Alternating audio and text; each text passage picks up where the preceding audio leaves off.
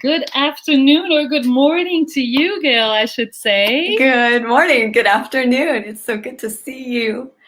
I know. I'm so happy that you agreed to be our guest for this second episode of the Jewish Women Entrepreneurs Podcast. Oh my God. I know, I'm so excited to be here. Thank you. Wow, it's amazing. So I'm going to first start by an announcement because it's related to the podcast. We are actually featured on Spotify just today. Yeah, I know. So this is great. I'll put the link in the chat after because everyone can come in and listen to our podcast. And I'm so excited. I'm going to read your bio and we're going to talk about who you are. But the first thing I want to say, I want to thank you really, Gayle, for jumping on board and accepting this invitation and being so yourself and authentic and saying, yes, I'll do it. I really want to thank you for that. Thank you so much, Gayle. Thank you for inviting me. It's really such an honor and a pleasure to be here with you. Amazing. So for those of you who don't know who Gayle is, let me brief you with Gayle's bio, and then we'll dive in the topic in this podcast where we speak about women, Jewish identity, and business and leadership in business. So let me start by introducing you to our guest. So Gayle is the Chief Executive Organizer, you heard well, Chief Executive Organizer, CEO at Let's Get Organized. After several years as a certified public accountant, Gayle founded Let's Get Organized in 2003. Gayle and her team know that the state of someone's physical space is the manifestation of what is going on inside a person's heart and head, and they have changed the lives of over 450 clients by helping them create and maintain organizing systems.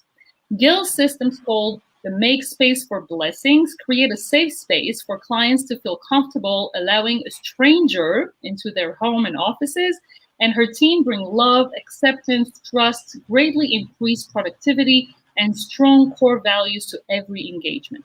Let's Get Organized was voted #1 professional organizing firm many years in a row since 2012. And Gayle is a certified virtual organizer and an organizer coach. She is a certified professional organizer in chronic disorganization from the Institute for Challenging Disorganization. She's also a specialist in ADHD and aging. She's also featured on many other places like a radio show and a magazine. You can read all that in her bio. And we can see from all this great information that Gayle is a real professional in organization. And I'm so thrilled to have you in this podcast today. Thank you so much for being here. Thank you so much, Natalie. It sounds so good when somebody else says it. I know. I love this moment because you're here, and I know that the bio is there and everyone can read it, but I love this 1 minute that we take to celebrate all your achievements and to really say it out loud so that everyone knows who you are and what you're doing. So I love that. I love to say that I take the time to read the bio. The first thing that I want to ask you, Gayle, is I went on your website, and I know we spoke about this when we had our first conversation. We first met online a few years ago, and we spoke about you being connected to your Jewish identity, your Jewish roots, your Jewish background, and you integrating that in your home organizing business and creating a special service, and even if I dare say, a special niche that you actually brought in your professional services to specific people. So can you tell us more about that? Can you tell us how you brought in the Jewish tradition in your professional business? Yes. Well, essentially, so I've been an organizer since 2003, and it was ironic that at the same time, like my kids were young, and I thought, oh my gosh, okay, my kids are young. I need to do something that will give them a strong, a sense of themselves, a sense of heritage, a sense of religion. So as they were growing up and I was explaining to them and exposing them to Judaism, I was learning a ton myself. So along the line, we started going to a Chabad house. And the more I went, I go to services every week and I read the Torah and I try to integrate the weekly Parsha into what's going on in my life and the lives of my clients every week. And I just thought, oh my gosh, what are we doing? We're helping people make space for blessings. We're clearing out the clutter of their physical space, their minds, and their hearts. And we're creating an open conduit, and I'll just go so far as to say, for Hashem to bring down blessings and, I can't even think of what it is, bring a little bit of heaven down to earth. So I wanted to integrate that into the message that I give my clients. Like, we're not just organizing for the sake of getting organized. We are organizing so that you can bring whatever the blessings you want into your world. So I'm trying to marry the up and the down, so to speak. Wow, I love that. I love that. I remember when you first told me that, I was like, wow, this is so amazing to include this spiritual dimension into something that can appear to be very material, material stuff, right? Organizing, moving stuff around, but here you are bringing your identity, your cultural, your spiritual dimension into this work. And I'm sure that for you, it must have been a great alignment between you and yourself and your kids. But let me ask you: were you before? I mean, have you always been connected to your Jewish roots, or what is your background with your Jewish identity? Well, I was raised quite secular. I did have a bat mitzvah. I was 13, so we were. I have a brother, so we were raised in a conservative synagogue, and like many teenagers, I said, "Okay, I've put in my time." At bat mitzvah, I'm like, "I'm done." Yeah.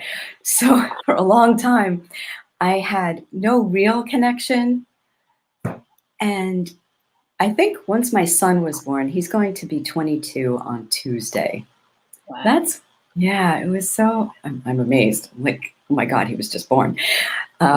Yeah, I thought, all right, I really need to get deeper. And I just remember one day I said to myself, I need to just pick up my feet, like as if I were in an ocean wave, and say, God, you've got this. I can't hold so strongly onto things, like not things, but like I'm not in control, basically.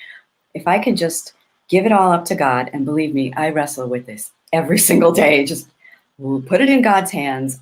I'm going to be fine. So over those years, I've really become much more connected, and I've had to deal with a bit of resentment against how I was raised. Not an unforgiving resentment. It's just like, okay, well, you can't teach what you don't know.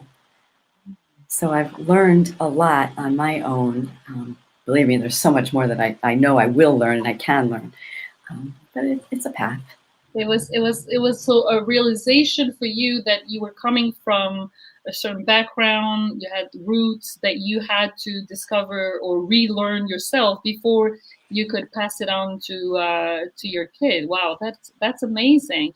And I'm always very happy to have those conversations, because I mean, people that we speak to and that we talk to are usually purpose driven, connected to bringing meaning into their lives. And sometimes I speak to Jewish women entrepreneurs, and they are so connected on very different levels, right? On their feminine side, on their professional side, on a lot of side of themselves, but their religious or Jewish identity side, sometimes it's like something put on the side. It's like something that they don't always want to look at, or it's something they don't really connect the alignment part to this.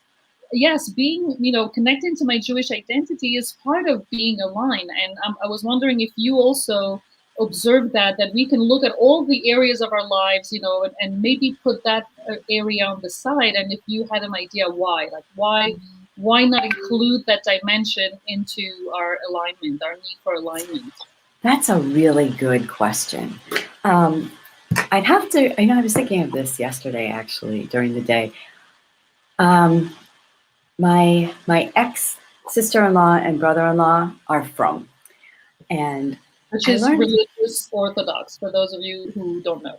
Yes, thank you. And I was thinking, long ago, I asked my now ex-husband, what date do they put on their checks? And that was to me like, oh, okay. So every single part of life, from a traditional Jewish teaching perspective is touched by Judaism.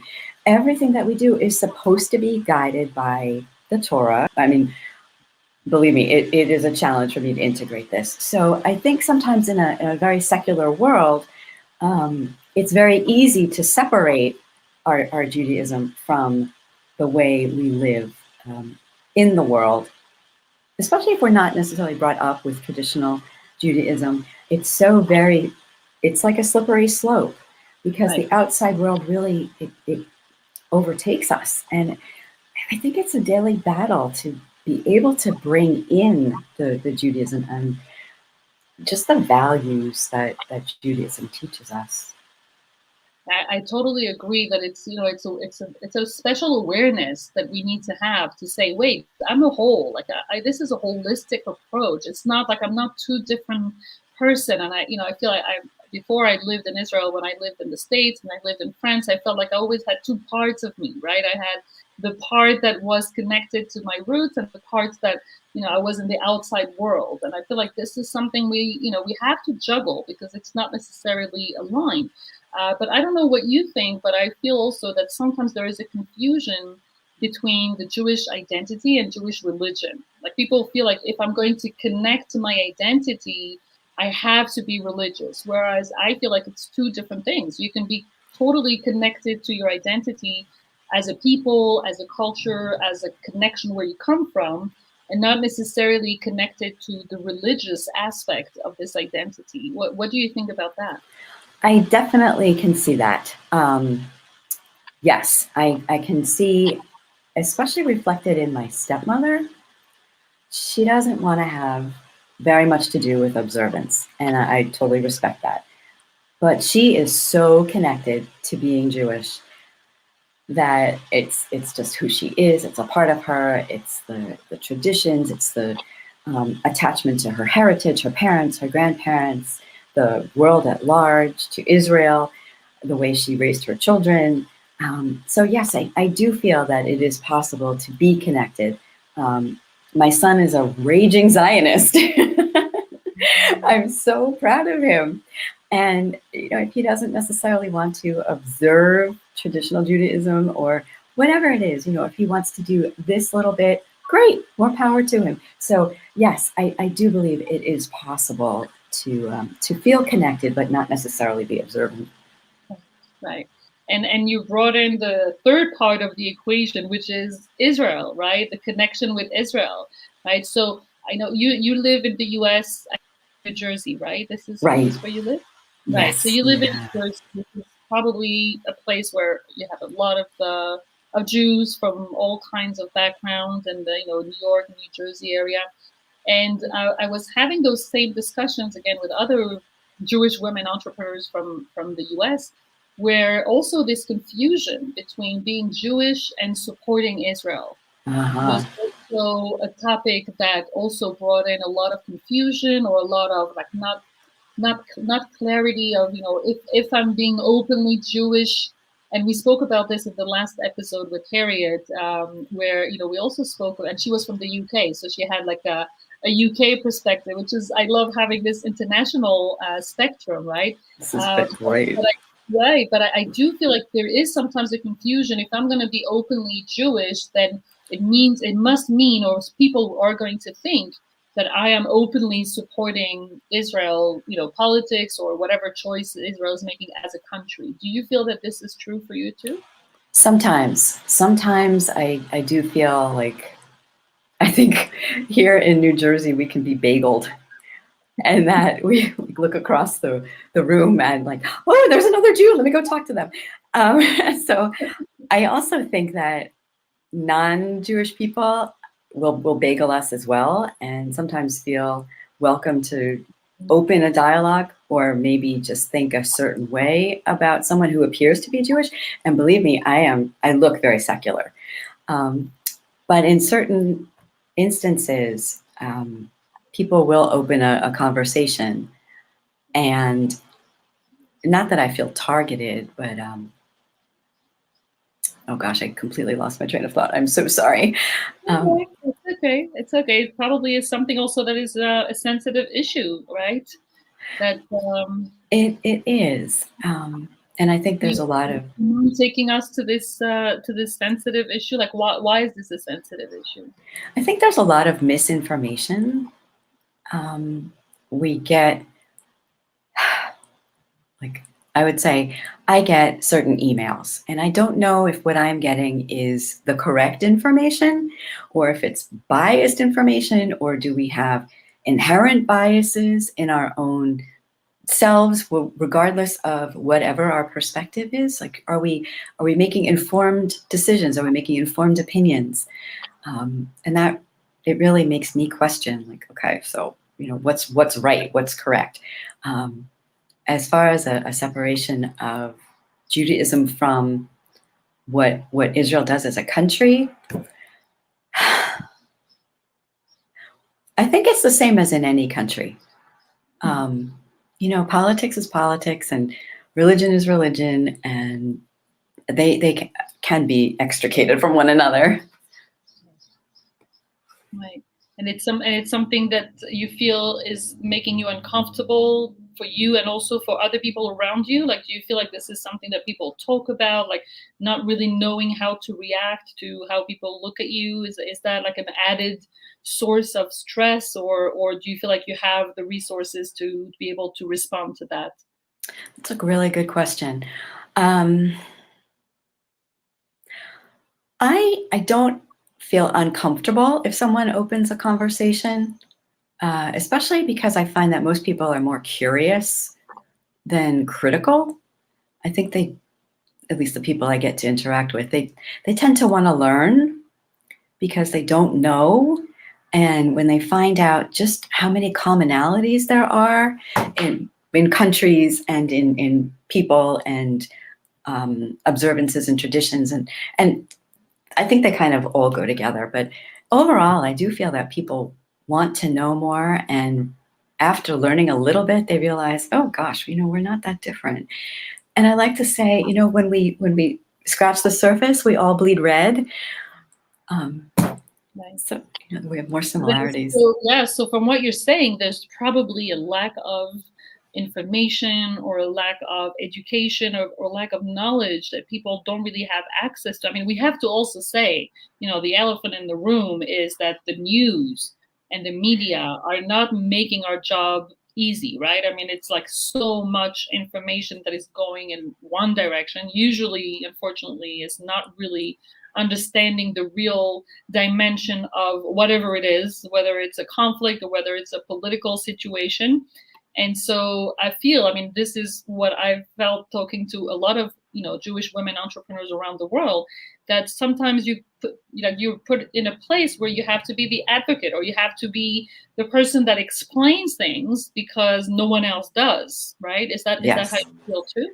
I do feel that way. And I do feel that knowledge is power. I know we were talking a bit before we started, that there are many things I don't know, but when I do know, I can teach. And I'd like, if it's okay to introduce this, yesterday and Friday night, there was a beautiful, we had Shabbat dinner, and there was a lovely farbrengen yesterday, because today is, I believe it's Gimel Tammuz. It's the yard site of the Lubavitcher Rebbe. So for the last 13 years, I've been in the Chabad world. Wow, thank you for sharing this. Wow, I had no idea. You see, wow, thank you for sharing this. I'm sure a lot of people are celebrating. Wow. I think. Yes, of course. So how are you celebrating this? Tell me. Well, over this past Shabbat, it was just absolutely fabulous. And, I'll just say, I'll say again, I'm very secular. I do drive, and I don't do all the things I'm supposed to do, but I do. You do whatever you want to do, and this is not the place to. Of course. But to sort of bring in a bit of what the teachings are, I think one of the things that the Lubavitcher Rebbe had said was, if you know Aleph, teach Aleph. And so maybe I know Aleph and maybe Bet. So I'll teach Aleph and Bet. So what I do know, I can impart to somebody else. And this is what you're doing in the space that you're creating when you're helping. So tell us more about this work that you do with your clients when you are bringing in this spiritual dimension in the home organizing. Like, what does it look like? What are the kind of people that come to you for this? And what do they get out of this? Like, what does it, because I know what home organizing, like standard, right? Home organizing looks like, but what do you bring in that, brings this spiritual, Jewish dimension to it? That's an excellent question. So the actual physical stuff that we do is the same as, if someone say we're not making space for blessings, but essentially they are. And I try to at least articulate that regardless of someone's belief system. And I think maybe, I don't know completely, maybe it's the way I show up in the world. Maybe it is my tagline. I have a challah on my website, and someone had said to me, yeah, how bad could she be? She has a challah on her website. So let me give it a shot, right? So we try to, sometimes we will say a blessing. If I'm working with someone who is Jewish, we might be able to bring in a little bit of Hebrew blessings. Sometimes as I'm working and I might be quietly doing something, I kind of play it in my own mind, some prayers or like my absolute favorite prayer is the Hallel prayer, which is, we say it on, for anyone listening who might not be familiar, we say it on three holidays. It's Passover, Shavuot, and Sukkot. Right? And also the first day of the month on Rosh Chodesh. Exactly. So we just said the other day. And if I can bring a little bit of that, it's sort of like blessing the process, blessing the person, blessing the space in whatever way we possibly can. And I love the idea of elevating the mundane to be a little bit more sacred. One of the rabbis yesterday told a story about, so you open the cabinet and you have a ball of wax, right? And it's got this cotton thing in it, a cotton string. So that's all it is cotton and wax. But then you light it and it becomes a candle, and you're chasing away darkness with light, and you're bringing in something much more sacred and spiritual, regardless of your religious beliefs or observances. Exactly. It's definitely universal, right? That's definitely universal. And so you're bringing this to all your clients, basically, right? It's not, you don't have like a different, it's a spiritual dimension that you bring to all your clients. And do you feel like your clients are asking you more questions about the Jewish, spiritual dimension, or are they just trusting you and they're like, oh, it's a spiritual dimension and I connect to it? Like, are they asking more questions about how specifically, the spiritual dimension in the Jewish dimension? Sometimes, yes. And yes, it comes from people who are not necessarily Jewish, and maybe someone who hasn't, learned a lot about Judaism. Even if they are Jewish, they do ask as well. And I find, sometimes I worked for a long time with a lady who was raised Catholic. She married a Jewish man. Her sons are Catholic. They were raised Catholic. But she has a Jewish stepmother, and she's always fond of saying to me, I know more than you do. And I'm like, you probably do. So we connect. Right. I love this. So putting on more the business coach hat, right? Because, we all have different hats. I always talk about the niche, right? I always talk about how do we niche to be really aligned with our target market, and what choices do we need to make to really offer the services that we are uniquely brilliant, to offer, and our people really need to get from us.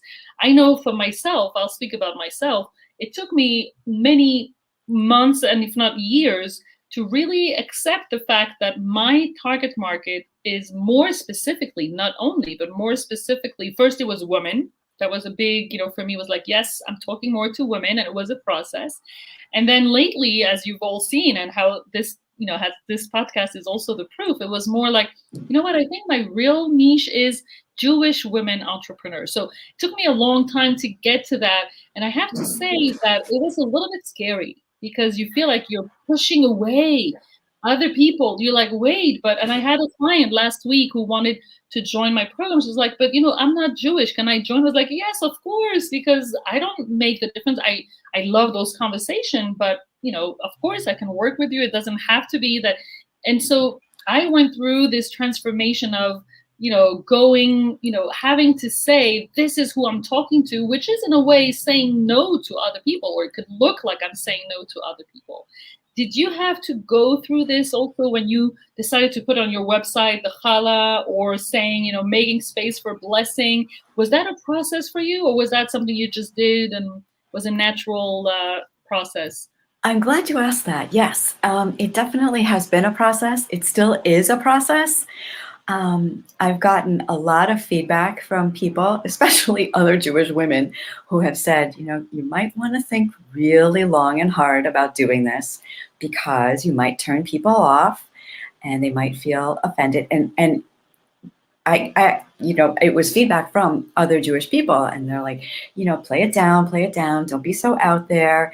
And I thought, all right, you know what? If I'm going to take a stand, I better just take the stand and dig in my feet and say, this is who I am. And if you're meant to work with me, you're going to work with me. And if you're not meant to work with me, then tell me now, because it's not going to be a good fit anyway. This is exactly why I wanted to have you on this podcast. It's exactly for that, because it's so brave. It's so brave to say that this is who I am. All the pieces of me connected, aligned, and I'm not going to make believe that I'm someone else, or make a circle fit into a square. I'm just going to be me. And if it's meant to be, and if you want to work with me, then this I get, right? This is I love this. I really do. I think it's very brave, and I think that even people that are not in that niche can appreciate this authenticity and this speaking true, and being really honest with who you are and what you're going to bring. And like we said, the spiritual dimension is a universal dimension. It's not only our dimension, but it is our culture, our heritage, and this is who we are. So I love this. Thank you so much. I really love this. I am very impressed. Very impressed. My pleasure. And another question that I always ask, and that will be our last question, it's about the Jewish woman, more like the feminine dimension of this whole puzzle that we're putting together. For those of you, and if you have listened to me, I'm a strong believer in what is the role of the feminine dimension, the role of women in this rebirth of the feminine energy in the world. And I do think, but this is really an intuition. I don't know how to prove it. And that's why I'm asking all my guests, because I'm saying maybe everyone is going to bring pieces of information we're going to get to an answer at the end. But I do think that there is a special role for Jewish women in that rebirth. Yes. of the feminine energy. And I asked this last week to Harriet, and I'm asking you this. And I think this is a question that is really inside of me, that is really burning inside of me. So I would love to hear your input on that. What do you think? Do you think there is a special role for the Jewish woman in this rebirth of the feminine energy? I definitely do. You're right. I think it's more of an intuition. I'm honestly, I'm feeling it way deep down in my stomach, thinking like, there is nothing a Jewish woman cannot do. We are so powerful in the energy that we bring to everything that we do, whether it's business or family or community. I just find that Jewish women we're very selfless. We give with our whole hearts. I think we're smart. We're good. Excuse me. We're good at time management. Here in my small community of my county and the county next to us, we have the Jewish Standard, which is, I believe, associated with the Times of Israel. And on the cover of this week's magazine is a woman from Muncie, New York, with 10 children, who just aced medical school. I believe it was at Touro College. And it's, just the fact that this is the way they described her in one sentence, and it just says so much. Like a young woman, 10 children, she's now a doctor. How did she do it? So all of this must have come into play for her. Exactly. And this is why I love having those conversations, because it's in pieces of intuition. We're not sure exactly how to say it or what shape and form it's going to take, but we know that it's there. We know that there is something there. And that's actually the reason why I started this podcast, because those are the conversations that I want to have. And I really want to empower all the Jewish women around the world, specifically entrepreneurs, because, we have a special power that we can really bring light into the world with our business and our purpose-driven business. And so I love that we're having those conversations. I'm just going to ask you one last question, and then we're going to close. Sure. Those values that you're mentioning, that are part of the Jewish culture or the Jewish identity, and also part of being a woman and this feminine dimension, how do you think that they helped you in your business, in becoming the CEO of the successful business that you're in today? First thing I would say is just keeping them in mind and staying aligned to the best of my ability, teaching my team as well. Although I do feel that when I bring on a team member, it is a question I ask them: are you a spiritual person? And if they're not, then they might not be the right fit for us. As far as bringing the values in, I think it's just remembering them, remembering to live them, teaching them, and just imbuing everything that we do with that little extra holiness, so to speak, maybe like elevating it a little bit, tiny bit. Yes, definitely. Wow. Thank you so much, Gayle. This has been a pleasure, really an honor to interview you and to have those discussions. And I hope that it was okay for you. Was it okay for you? The pleasure is mine. I'm so honored to have been invited onto your podcast. What you are doing is so beautiful and needed in the world. And I hope to God that you go far and wide spreading this message. Thank you so much. Thank you. We are going to make this episode available on Spotify, because now it is on Spotify. It will also be on our website. We're working on Apple Podcasts. Everything happens at the right time. And we will have another guest next week at the same time for the live. But in the meantime, thank you so much for being with us for the Jewish Women Entrepreneurs Podcast. And I wish you an excellent week. Thank you, Gayle. Sending you much love. Sending you much love as well. Thank you so much. Thank you. Bye-bye. Be well.